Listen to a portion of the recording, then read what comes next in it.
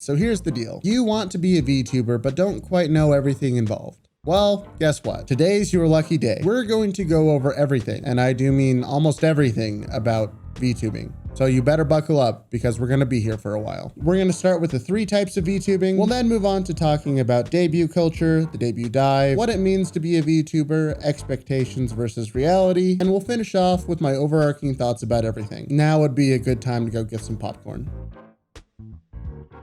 We're going to start off with PNGs, affectionately referred to as the PNG Tuber. This type of VTubing comes in several forms and has been around for a very, very long time. The format that most commonly used to this type before the VTubing surge of 2020 was storytime videos or discussion videos. Creators would have several different PNGs or poses that they would display on YouTube. It wasn't until Hololive and the boom of VTubers that the term PNG Tuber really gained any popularity, and even today it mostly refers to those who use Discord or another animation program to have a few images animate whenever they speak while streaming. I haven't really seen the term being used for video creators, but it might be increasing.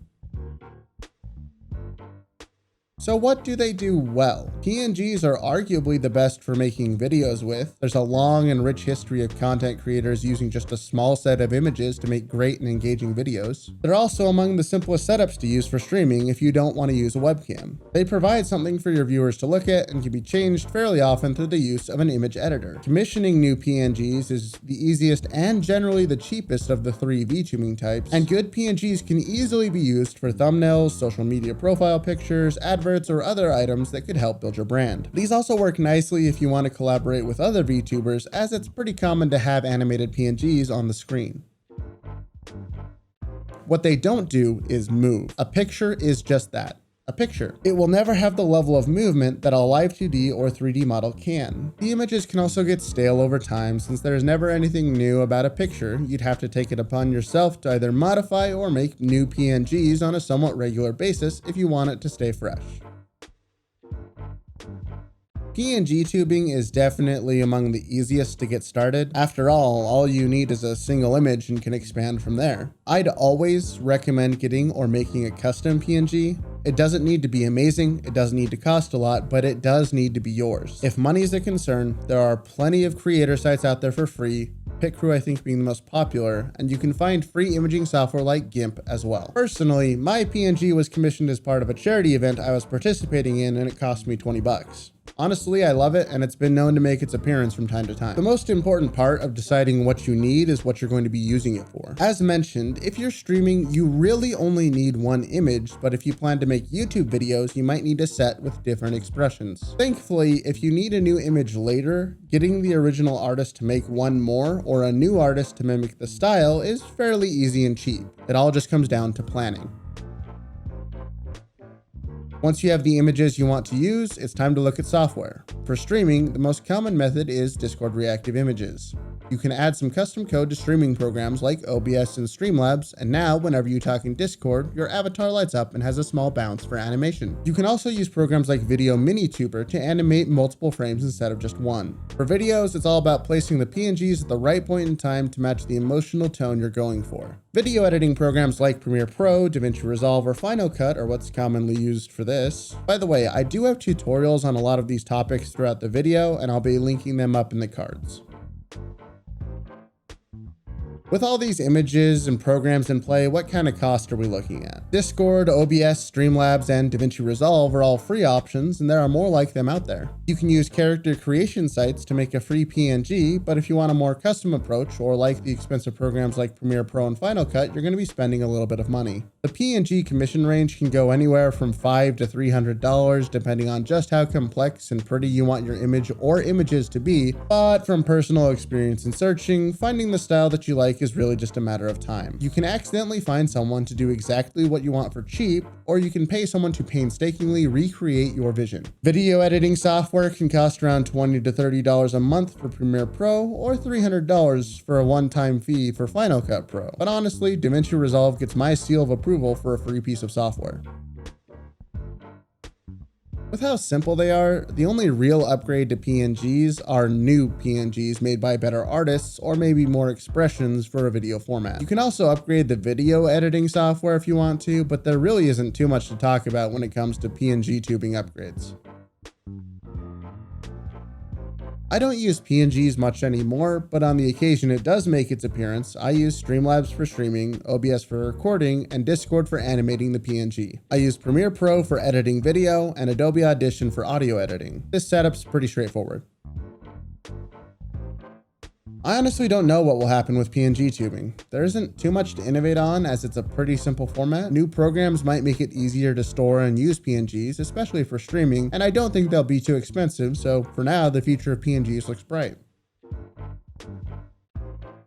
PNG tubing is great for those who are just starting and want a representation of themselves on screen but don't want to use a webcam. Whether that's from a lack of self-confidence, a want of personal privacy, or any other valid reason, this is the cheapest and least intrusive way to get into VTubing, especially for streaming. I do think, though, that PNG format's strength lies in video content because it has such a proven history of working. There are people with millions of YouTube subscribers who use this format, and I applaud them for it. So yes, if you're interested in giving it a shot but don't want to sink a lot of money in, this is the place to start. Now, Live2D isn't new, it's been around for a while, and as with PNG tubing, it wasn't used for the VTubing hobby until recently. In the past, it was used for animated images, visual novels, games, some YouTube videos, or anywhere where a little bit of animation was needed for a picture. If you don't believe me, Live2D was actually introduced to the world back in 2008. It's just taken 13 years for people to recognize its use in everyday media. Famously, Nijisanji and Hololive were the primary companies to take advantage of this format, both seeing quite a bit of success, especially with their push into the Western audience in 2020, and it's seen steadily increasing use from then on. Live2D is quite a bit more flashy than our previous mention of PNGs. You can have a very customized avatar that moves very fluidly, has interesting physics, even down to the level of eyes, custom animations, plugins that let live stream chats interact with them. By the way, check out VT Chaos, a plugin I made exactly for that purpose. Great face tracking, and in general have a more expressive feel. They let you really make a character that moves the way you want, looks the way you want, and can be a great replacement for you on screen. They also have the option of being updated frequently and can be used for multiple purposes. The primary downside to Live2D is its cost. These are not cheap. They can be ridiculously expensive for good quality models. In addition, as of right now, the technology for face tracking is heavily in Apple's favor, so using an iPhone is practically required to get the best tracking. You can use a webcam in Android, but it's just not quite the same. Still pretty good though. You have to be running a program to animate your Live2D model, though this is usually not resource intensive. In addition, unless you have made the model yourself, updates are costly and usually time consuming, as many of the great modelers have wait lists. It also doesn't support movement like fingers and legs as of right now, though there are people working on that. You'll first need a character idea, preferably in reference sheet form. This is an image of multiple angles of your character as well as color clarifications. This is used by a Live2D artist to make the files for your avatar. This is usually dozens to hundreds of images cut down to the finest details like lips, eyelashes, fingers, and basically every body part and clothing. If you don't have a reference image, you're going to get charged a design fee, which is almost always more than the cost of getting a reference sheet made, so just be prepared. Finding the right artist for you takes a lot of time. I spent a few months looking for mine before I finally found one I liked. When looking at artists, you need to look at everything they've made. Look at their clients, see how those assets are being used, and feel free to reach out to those clients and ask how working with the artist was. As someone who was recently scammed, I cannot stress this enough. Finding the artist who is willing to work with you, has a good portfolio of work, and has a style you want is worth any delay to getting the right model. It's even more important when it comes to who is rigging your model. This is actually the more expensive portion of Live2D. I'm a firm believer that you get what you pay for. Though you can find some excellent people for cheap, it's just always a little bit more risky. In general, I find that the money you pay isn't always for quality, it's also for revisions. Someone you've paid well is more likely to help trouble fix issues with your model than someone who did it for cheap. Altogether, this process usually takes a few months if it's going quickly, and most of the time can take several. Patience is key here. The amount of money you're spending is not something that most people can throw around often, so make sure the model you pay for is what you want to use for a long time. You do have a surprising amount of options to animate Live2D avatars with. VTube Studio, PRPR Live, FaceRig, VUP, Live2D Viewer EX, and there's a few others, but those are probably the most popular. All of these function very well with streaming and video programs as mentioned earlier, and for the most part they're relatively free or cheap, with PRPR Live costing the most at $35 for all the DLCs, but really you only need the $10 for the Live2D model. What really starts to get interesting is what plugins can tie into programs. Now, I'm just gonna be completely honest here, as I really only have great experience with VTube Studio, which only recently made its API available to the public. But the fact that it's letting developers make their own programs, which they can charge money for if they want, is just amazing. I've personally been able to make a chat integration program that links up to Twitch and YouTube and allow chat to execute hotkeys in VTube Studio. This can do everything from change my model's position, rotation, expressions, and things like that. And if this is how Live2D software is going to go, who knows how amazing these plugins are going to get. Here is the elephant in the room.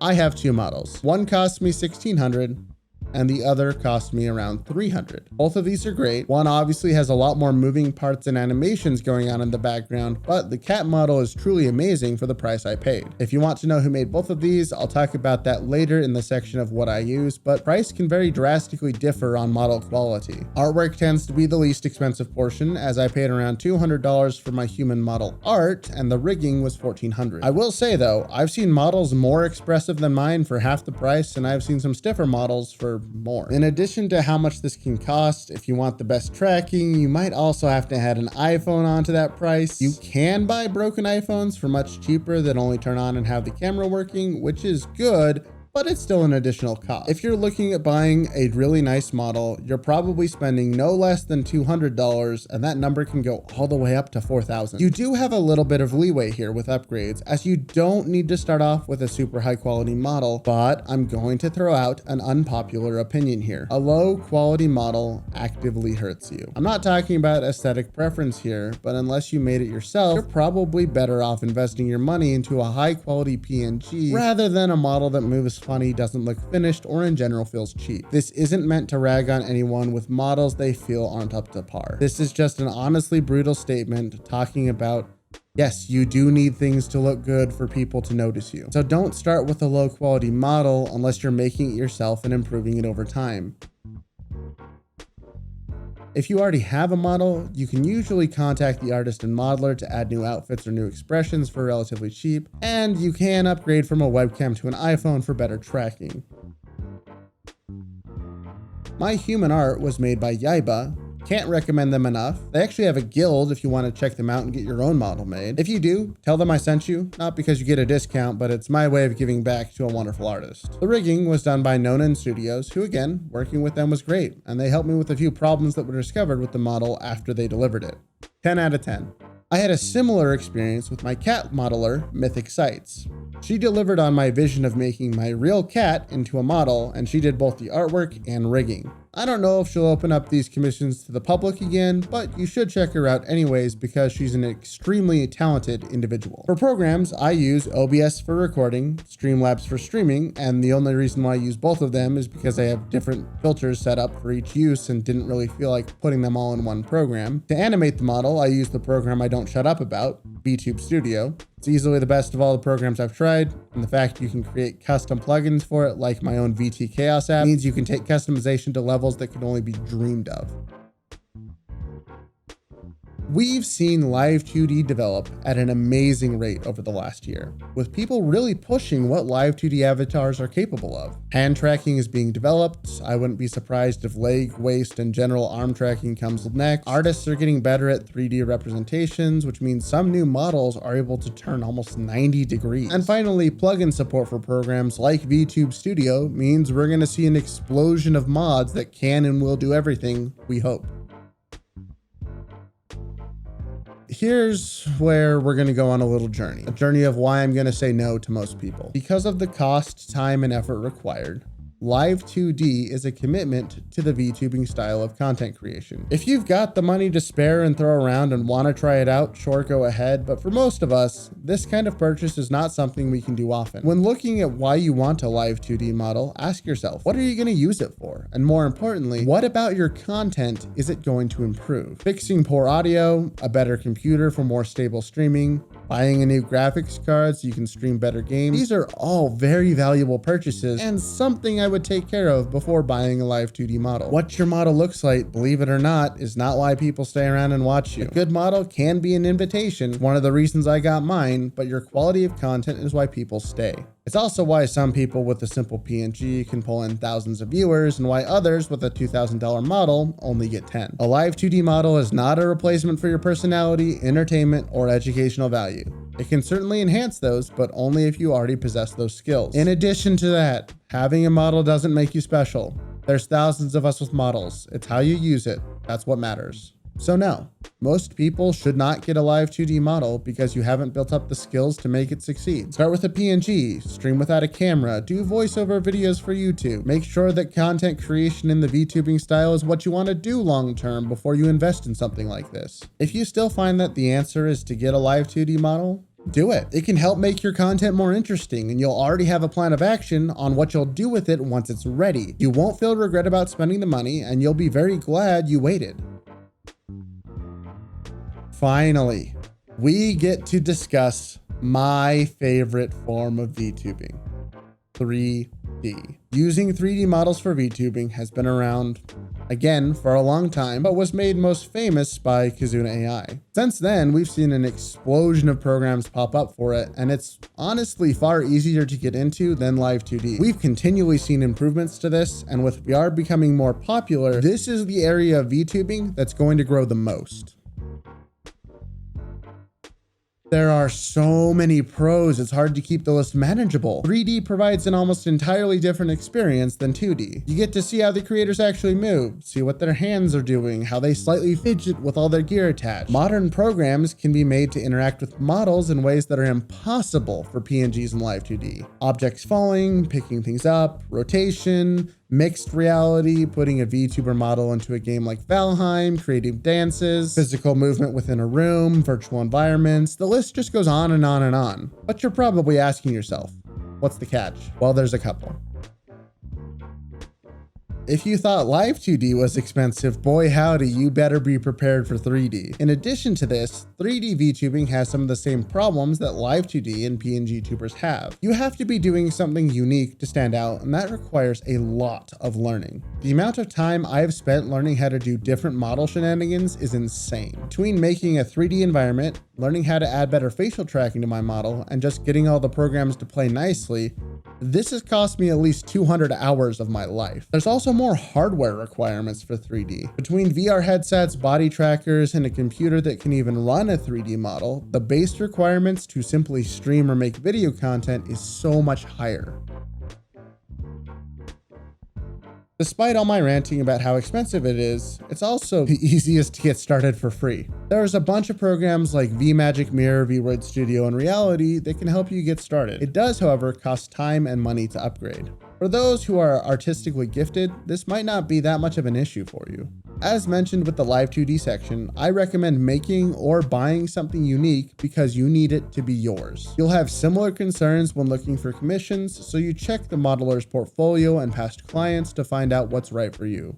It's also extremely important that you check what type of model you're receiving. Unlike Live2D, which has a pretty standard format, 3D has several that can all work with varying degrees of effort. The most common and easy to use is VRM. If you get a VRM model, it can be used for common programs like VSeeFace and Leopit for basic facial animation and streaming.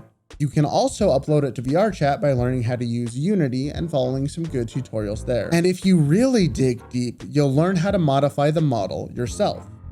FBX is a Blender format which can be converted to VRM, but that's also something you're going to have to learn how to do. I just really don't want someone to shell out for an expensive model only to realize it's in the Blender format and not be ready to learn how to convert it to what you need. Take your time, do your research, and if you have questions, ask your modeler. They'll answer. It's just so important to know what you're buying. There's a lot of software. Get ready.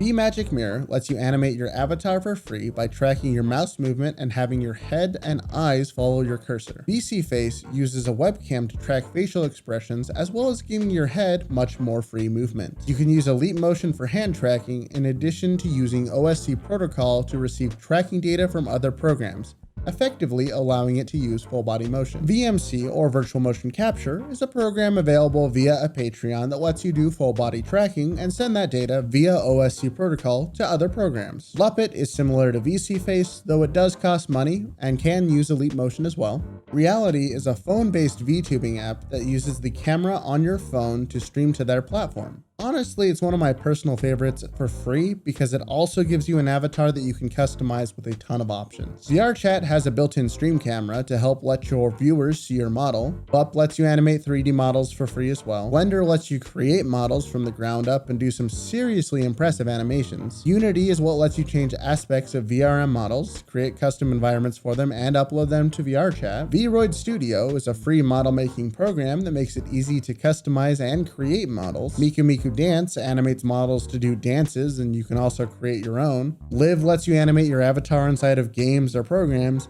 The list goes on, but I'm stopping it here. There's far too many programs to list, but these are the most commonly used, and I think you should start to see what's possible with 3D VTubing. You ready for your wallet to cry? I don't think you are. 3D VTubing has an impossibly high ceiling for what it can do, and that means it can be the price of a new car. That's not an exaggeration, by the way. That's realistic. But let's start with the low end. You can have a free model, free app, free streaming and video software, and the only thing needed to improve them is your skill. Many great people have done this, like Argama Witch and her work with the Vroid community. You can also purchase pre-made ready-to-alter models off sites like Booth for pretty cheap, around 50 bucks or so. Custom models start to creep up into the couple $100 range for generic and simple models, but when you go fully custom with advanced facial tracking, you're looking at $3 to $5 grand. From there, you have to add on the computer, which will need to be able to run the 3D programs, which are generally pretty resource intensive, so you're probably looking in the $1,000 range. In addition, to use hand tracking costs another $100 for the Elite Motion. VR can add on another $600 to $1,200 depending on headsets, lighthouses, and body tracking, and we haven't even discussed the time commitment for doing something new in VR. Being a full 3D VTuber is easily the most expensive form of VTubing, and that's because it can do everything. There is a plus side to it being so expensive. It's modular. Paying for a good booth model is fairly cheap and can look rather nice. Down the road, you could add hand tracking. Maybe later take it into VR chat with an Oculus Rift. Maybe a couple months later buy the full body tracking, and by the end, fully upgrade to a complex and expensive model. Unlike the other two forms of VTubing, there really is a lot of room to try and test things out and only upgrade when you feel your content needs elevation. This is mostly due to the availability of assets, models, and programs unique to 3D. Just for full transparency here, with computer and all my 3D equipment / models I paid for, it's about $4,000, and I've only used $250 of that for my model. When I use my 3D model, I primarily use VSeeFace and a webcam. When I do use hand tracking, I have Elite Motion, and when I want to do full body, I have a Valve Index with 4 lighthouses, 6 Vive trackers, and virtual motion capture to feed that all back into VSeeFace for the full body experience. I do the same in VR chat occasionally and have been developing my own 3D environment for my model to walk around in that also has YouTube chat integration. I commissioned my original model on Fiverr and have been using it for about a year now. I also have put my model through Blender and learned how to give it advanced facial tracking with the iPhone to make it more expressive. I recommend trying out everything and taking the time to learn about the new advances being made and what you can do to improve. Here's where we get to go back to being excited.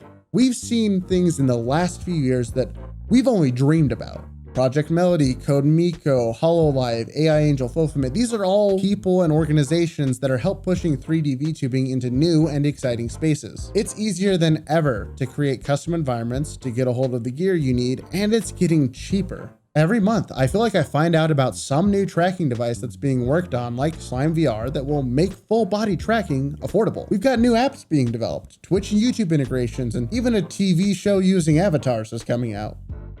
What a time to be alive. The next few years are going to see vast improvements to the 3D space, and we're going to reach a point where even something like mixed reality will be available to everyone. We already have holographic concerts that look amazing.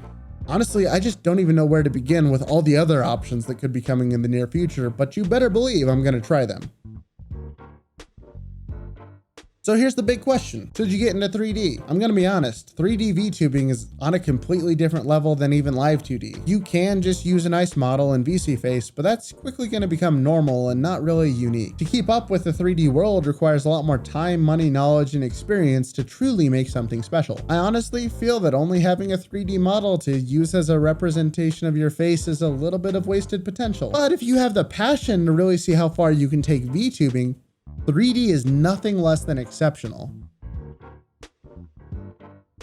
So now you know about the 3 types of VTubing. You think that you could just get a model or a PNG and go live, but VTubing has an interesting culture surrounding your first ever stream or video, your debut as it's called. Lore reveals, teaser images on Twitter, riddles for people to try and solve, model reveals based on likes. There's a lot going on with it, and get ready for a hot take, it's mostly a waste of time. I'm not trying to put down anyone who has done really extravagant reveals, written an entire book of lore, or made it a huge event, but more often than not, a debut is not a signifier of what your regular content will be, and this might cause you more problems than you think. Now, I do want to clarify. People who debut new models who have already been making content don't seem to have the same problem as first time. There's a big difference in the aftermath of a debut if you already have a following versus being a new content creator. And it's here I think the clarification really matters. People like seeing newcomers, especially if they have a flashy avatar, cool animations, and maybe some well put together videos. Friends and others often make time to ensure they're there for your debut because it's a special event. And that's what I want to impress upon you. Debuts are special events, and the entire VTubing community is kind of obsessed with them. Once it's over, it's time for what I'm calling the debut dive. I've yet to see a VTuber who's debuted that hasn't dropped in numbers by a huge margin. Even Hololive is not exempt from this rule. Across the board, their numbers went down in the months after their debut. Some recovered quicker than others, but all experienced this dive. So why does this happen? Well, like I said, the VTubing community loves their debuts. Everyone shows up for it, and tomorrow, they show up to someone else's. This is why your debut should not be the focus of your VTubing journey. Be excited for it. The start is always fun, but be prepared for the mental blow that is the week after. Now, in contrast, if you already have a following, a debut can be a really nice boost. You'll still see numbers drop off post-debut, but in most cases, it'll still be slightly higher because you've already established yourself as a creator and know what you're going to do moving forward. This all ties back into a content creation philosophy that I'm calling consistency of content. When people see something they like, they want to see more of it. For many, debuts are really fun to watch. It's exciting to see new faces, new models, and to learn how or why something was made. Unfortunately, debuts can really only happen once. And usually the focus of that streamer video is all about the debut. When people come back to your content tomorrow and find out you play Apex, that might not be what they signed on for, so they leave. If, however, your debut is just part of your normal stream and you're more or less making the same content you were, you're probably gonna see more people stick around. So, should you debut? Yeah, it's a fun way of meeting new people and getting hyped for the start of the journey, but maybe focus a little bit more time on what you're going to do after. Congratulations, you're now a VTuber. Woo! So what does that actually mean? That's the great thing, no one really knows. You could argue that everyone who uses a PNG in a YouTube video is a VTuber. Everyone who uses a character is a VTuber, or even anyone who uses a robot voice like the Reddit videos are VTubers. The more accepted definition is probably someone who uses a model as a replacement for themselves in content creation. That still doesn't say anything about who you are or what you do. We did go over some use cases when talking about the 3 primary types of VTubers, but that's just it. VTubing isn't a defined method of content creation. It's a description of an activity in the same way that YouTuber or streamer can mean literally anything. Your focus should always revolve around what content you make. Whether or not you do it as a VTuber doesn't really matter. So if it doesn't matter, why become one? Well, I've talked about this in the past, but I think I've got a better understanding now from doing this for an entire year. There are many great reasons to VTube. Interest in technology, not wanting to show your face for either privacy concerns or maybe self-confidence issues, wanting a new form of interactivity for your viewers, or maybe the style of your avatar just really fits within your content niche. I think the most important part of being a VTuber is understanding why you're a VTuber and being willing to ask yourself, does this make your content better? If that answer is yes, you're going to be just fine. You'll discover new ways of using your avatar or the technology, and your content will be better because of it. One more thing I want to address before we move on to our conclusions is you don't have to stay a VTuber. You don't need to make your entire life or content revolve around being a VTuber. It can be just a gimmick for you. That's okay. If you realize that it no longer benefits your content, it's fine to stop. This is also why it's so important to discover why you want to do it in the first place before you spend any money. I think it's finally been long enough that the whole VTubing craze is over. I'm not saying it's losing popularity, but we've more or less stabilized in terms of interest. This is great because it shows there's a pretty large niche for it, enough of one that can support a large variety of creators. This also means you have to fight just as hard here as anywhere else in the content creation sphere. You're not going to get free views, you're not going to get free publicity, and you are fighting for attention against the likes of Hololive, Nijisanji, and Vshojo. This will not be easy. Being a VTuber is just as hard, if not harder, than normal content creation. While there's so much you can do with an avatar, not a lot of it's spelled out, and it's mostly on you to find out what you can do with it. I'll also say this, if you're not getting the results you want, the problem is something you can fix, work on, or improve. You also just need to be open to trying new things. So many VTubers are obsessed with only streaming.